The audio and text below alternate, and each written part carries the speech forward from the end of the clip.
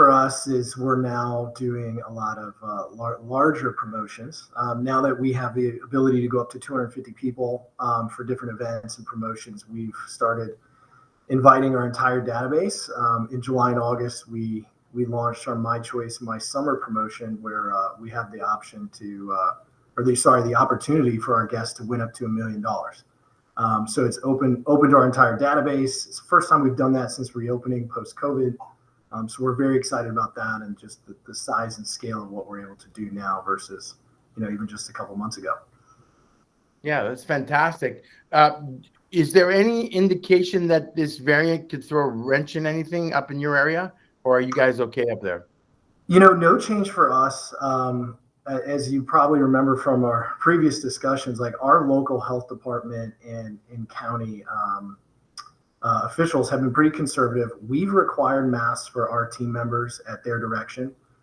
We haven't stopped that, even if you're vaccinated as a team member. Now, our guests that are vaccinated, are not required to wear masks. But that was really an effort to keep our team safe and make sure that we don't become a location where any of our team is spreading the variant. They were worried about that, a month or so ago when we had our last discussion. And as you see the news, people are getting more and more concerned about it. So I feel like we're going to continue on this course and continue to wear masks as team members for the foreseeable future to keep everybody safe. Yeah, and that's a good strategy, and I know a lot of people are adopting that strategy so that it just keeps everybody safe. And just in terms of the customer flow, are you still seeing very strong business?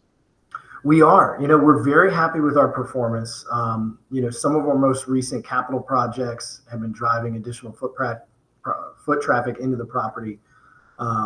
We continue to see that we're growing the business versus 2019. Obviously, that's a better indicator than 2020. But we're very happy with what we've seen even recently as we've gotten into June and July, which are usually a little bit slower months for us due to the summer. We've seen increased volumes even month over month. And with our most recent increase in competition, we're still showing that we've been able to grow the business and grow the volumes month over month. So great story for us. Ameristar so far, as far as a team, we're executing well. I'm very happy about it. And what do you attribute this to? This constant growth? Is this just pent up demand, or are there some hidden things here? No, I think there's an aspect to that, right? We had talked a while ago, pandemic really, I think, made people think about what their entertainment choices were, where they can go to be safe, who's providing a really, I guess, comfortable and sanitary environment. We have those resources with our team and how well we do cleaning and all of our protocols in place. So I think we gained a lot of traffic right after post-COVID reopening. I think we've held on to a lot of that business, and a lot of those guests have stayed loyal to us.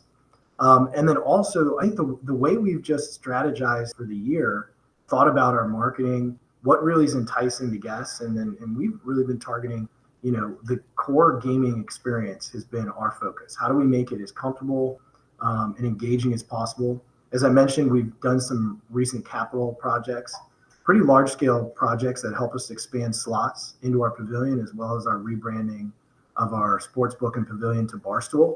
And I think those have really connected with our guests and our population of folks visiting the property, because we've seen that visitation stay high.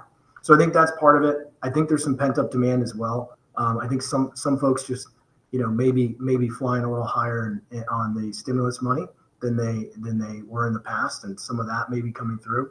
But for us, I think a lot of it is around the strategy, the expansion, and the capital, as well as providing the right environment for guests. And I think they're really, they're really connecting with that type of approach. Yeah, that's great. So it's kind of a multi-aspect situation where you're feeling out how the customers, what they want to hear and what makes them feel comfortable, and you're playing into that, right? Absolutely. And then our most recent marketing, in July and August, we then were able, after working with our local health department and officials, we're able to get up to that 250 person gathering in one place, one time. And that gave us the opportunity to then shift from just the very targeted promotions we were doing by tier and by card level to now having it open to our entire database, and we're seeing increased foot traffic from that, and still providing that safe environment. And so, we do that every Wednesday, Saturday, and Thursday, and the foot traffic has been up month over month, and we see this continuing through end of July and into August as well. That's great. So do you think this is sustainable till the end of the year? I do. I mean, we were just looking at the rest of the year. We've even started planning for New Year's and how's that going to look. And I feel very optimistic that we're going to be able to drive similar volumes, similar type patronage. And when we get out and we talk to our guests, and what we hear from a lot of our casino hosts is similar feedback. People like what they're seeing. Northwest Indiana gaming market looks healthy. It looks strong. I think we may be attracting some volumes from regional customers as well. And then we're hearing, phenomenal feedback from our VIPs on the experience that we're providing. And all that tells me that we're going to continue to have success through the rest of this year. And, not having a crystal ball on what the Delta variant, I think, is the biggest risk and what impact that has on us. But apart from that, I think we're in great shape. And again, teams executing, properties doing very well and healthy. And our most recent marketing events and strategies show us that the customer likes what we're offering. Well, that's great news, and it seems like you guys have got your pulse on it and pushing all the right buttons. Tell me a little bit about hiring. You having some hiring pains like the rest of the country?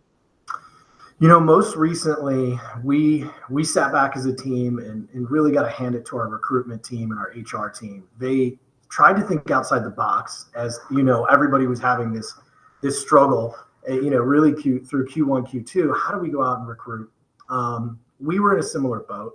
I think we were faring better than most, but still we weren't hitting our target headcount. So they sat back, got really creative, and started doing everything from virtual job fairs where people just had to get on Zoom or Teams or things like this and to interview, and we were successful with that. We partnered with a bunch of local universities and different staffing type resources, and we saw some great, like a new pipeline of talent coming in we weren't tapping into before. We started doing walk-in events where applicants can just walk right in, and we'll essentially fast track them through the process of interviewing. And then most recently, we held a large job fair, and that was really the first large-scale hiring event we've done since reopening. And when we put all those things together, our recent success has been pretty astounding. And I mean, we're hiring dozens and dozens of people weekly. Our target headcount's getting more. We're getting much closer to it. It's more in sight. And then what's been amazing as well is our turnover has been so low, and our retention's been so high that we're operating effectively today. And so we're not seeing the same staffing pressures I think maybe some other industries, some other businesses are. And again, gotta hand it to our team for executing and holding on to people, making them have a great experience working here, as well as going and finding new talent for us. Yeah, and culture is everything right now. People are looking for that better experience in the workplace. From Absolutely. An overall point of view here, from a bird's eye point of view, how do you feel about everything moving forward? I feel fantastic. I mean, if you start from the top, I think, Penn Gaming has a phenomenal strategy. And how do we really continue to grow our brick and mortar and our digital business? We've been focused on that here at the property and really getting our guests exposed to like the Barstool app, our new My Choice app that has a lot more features coming.